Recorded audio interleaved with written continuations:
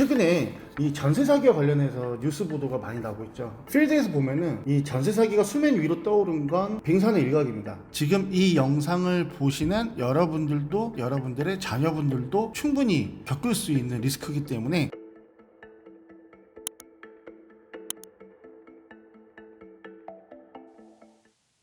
자, 깡통 전세가 가장 많은 지역은 바로 이 지방이 1등입니다. 지방은 비교적 임대료도 싸고 전세가도 싸니까 임대 형식의 주거 패턴을 선호하시고요. 남는 여윳돈이나 어떤 투자 자금 가지고 서울의 똘똘한 한 채를 매입하시는 분들이 훨씬 많거든요. 그래서 지방은 갑자기 금리가 올라간다던가 갑자기 부동산 경기가 침체가 됐을 때 가장 먼저 피해를 보는 곳이기 때문에 마찬가지로 깡통 전세의 리스크에서도 자유로울 수는 없다. 자, 그런데 지방만 그런 게 아니에요. 지금은 서울 외곽 지역이나 수도권 지역에서도 빈번하게 발생하는데,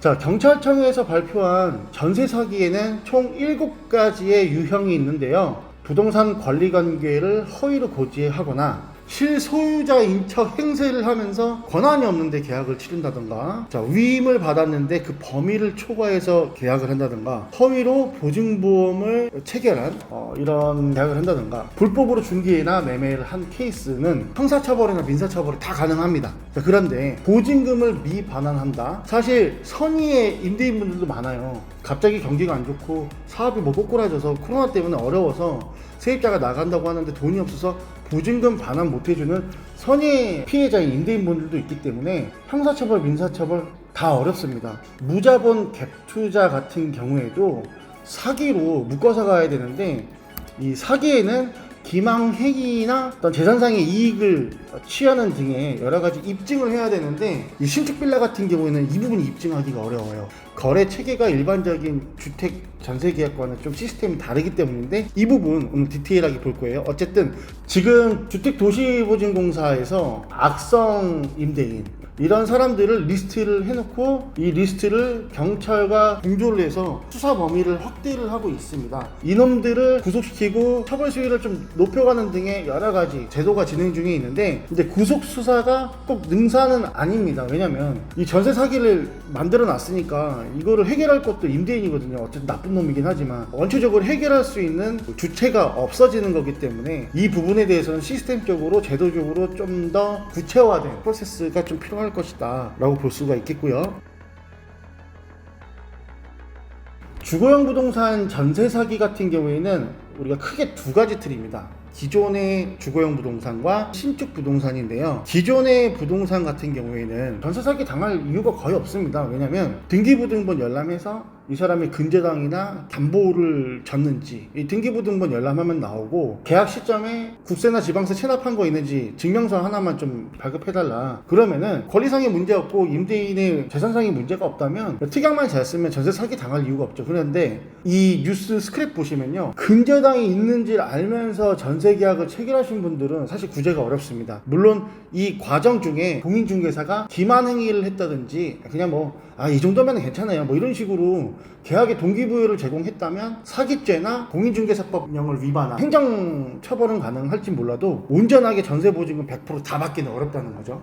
진짜 큰 문제는 이 신축 빌라에 있습니다. 임모 씨는 2년 전에 서울 미아동의 신축 빌라 전세를 얻었습니다. 자, 여기서 주목해야 될 부분은요, 미아동의 신축 빌라 동그라미 쳐진 이 부분인데요. 임모 씨도 모르는 사이에 집주인이 40대 김모 씨로 바뀌었는데, 글쎄 이놈이 60억 정도의 세금을 체납했다는 거죠. 그러니까 한마디로 잘못 걸린 거예요. 전세 사기범한테 당한 거죠. 자, 이 내용을 파악해 보려면요, 신축 빌라가 어떤 식으로 분양이 되고 있는지 시스템부터 파악하셔야 되고요, 등기부등본을 볼 줄 알아야 됩니다. 그래서 제가 등기부등본 보는 법부터 알려드릴게요.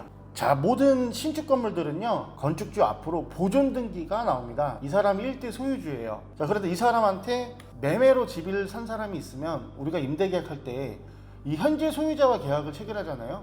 그래서 이 사람의 등기상의 권리침해나 신용상의 문제만 없다면 아까 말씀드린 것처럼 특약 부분만 꼼꼼하게 쓰면 사기당할 이유가 뭐가 있겠습니까?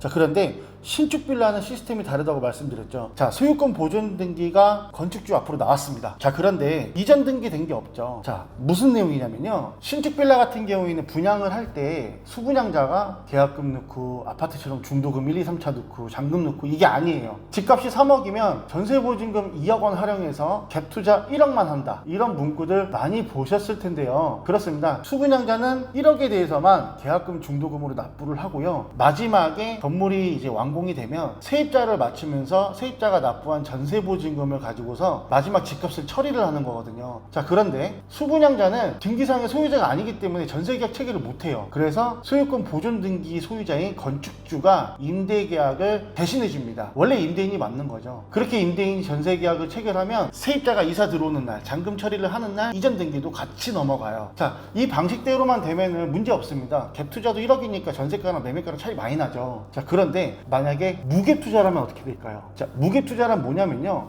집값과 전세가가 동일한 겁니다. 이런 것들은 미분양, 악성 미분양에 쌓여있는 값이 저렴한 동네에 빈번하게 발생되는데요. 네이버 포털 사이트로 사진 자료를 보시면 아시겠지만 분양뿐만 아니라 전세가 이렇게 많이 쌓여 있습니다. 제가 사진 스크랩을 하나 보여드리면요, 전용면적 41제곱미터, 41, 3층 3층, 매매가 2억 9천, 전세 2억 9천, 무갭투자 첫 번째 케이스고요. 두 번째, 전용면적 44, 매매가 4억 2,500, 전세 4억 2,500, 신월 IC 인근이죠. 자, 세 번째, 화곡역세권 도보 10분, 22제곱미터, 21, 22제곱미터, 8층 중에 고층 8층 5층, 매매가 3억 3,500, 전세가 3억 4,500, 전세가가 더 높네요. 이게 바로 무갭투자입니다. 이 무갭투자로 매입한 사람이 나중에 집값 모르겠지 이런 심리로 매입을 했는데 세입자가 나간대요. 그런데 이 지역들은 물량이 많기 때문에 새로운 세입자 구하기가 어려워요. 그래서 보증금을 못 빼주게 됩니다. 이 정도면 약한 거예요. 이 미분양이 쌓이게 되면요, 건축업자들은 땅을 담보로 대출을 왕창 땡겨 써서 건축을 했더니 분양이 안 되니까 이자만 내고 있죠. 자, 그래서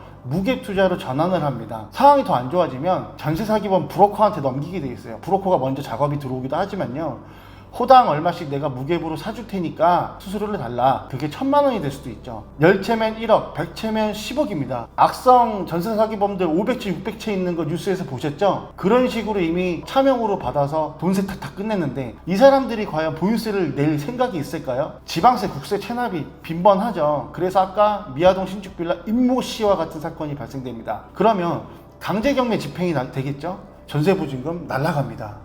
최소한의 이 지역의 공급이 얼마만큼인지, 집값과 전세가 차이는 얼마인지 시장 조사를 했다라면 이런 피해는 최소화할 수 있겠는데 이 부분들 놓치셨던 것들이죠. 자, 결과가 이렇게 됐어도 모든 신축 빌라가 다 나쁜 건 아니죠.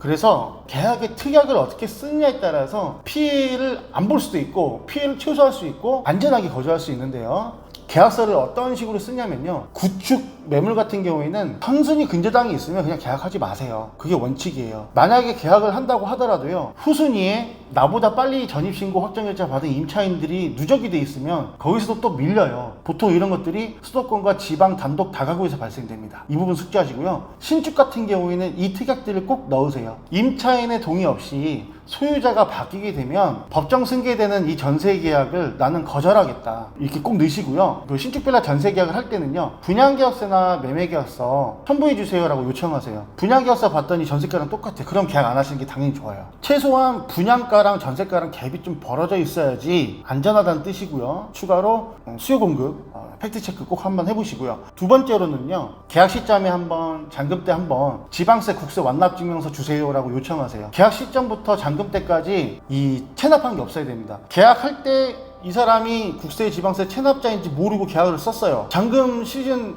다 돼갖고 혹시나 해서 요청했더니 알고 봤더니 세금 체납했다? 그럼 잔금으로 넘어가도 꼬이는 거예요. 이미 계약을 해서도 꼬였겠지만 잔금으로 넘어가면 더 꼬인다는 겁니다. 그래서 미리 계약하기 전에 요청하세요. 자, 세 번째는요, 이 전세 계약을 시작할 때와 끝날 때까지 저당이나 담보, 기타 채권 설정을 하지 말아주세요 라고 특약을 요청하십시오. 전세 계약해도 향후에 조금이라도 대출을 받을 수 있는 게 우리 금융시장이에요. 그래서 빼도 박도 못하게 이렇게 꼼꼼하게 설정을 해 두셔야 안전하다는 겁니다. 자, 끝으로는요, 임대인이 임대사업자면 보증보험 가입이 의무지만 임대사업자가 아니면 가입 의무가 아니기 때문에 임차인 부담으로라도 보증보험 가입은 꼭 해두세요. 그래야지 이사 나갈 때 보증보험 도시공사한테 주세요 요청을 할 수 있고 도시공사가 임대인한테 구상권을 청구할 수 있습니다. 그래서 향후에 이사 계획에 차질이 없게끔 만들어 놓는 거죠. 이 돈 얼마 안 하는 거 아끼다가 큰 돈 날릴 수 있거나 시간적으로 손해가 많이 발생될 수 있다는 점 숙지하셨으면 좋겠습니다. 자, 오늘 영상 많이 도움이 되셨는지 모르겠네요. 앞으로도 좋은 정보는 여러분들한테 컨텐츠 제작을 통해서 가까이 다가갈 테니까 구독과 좋아요, 많은 시청, 따뜻한 댓글 한번 부탁드리겠습니다.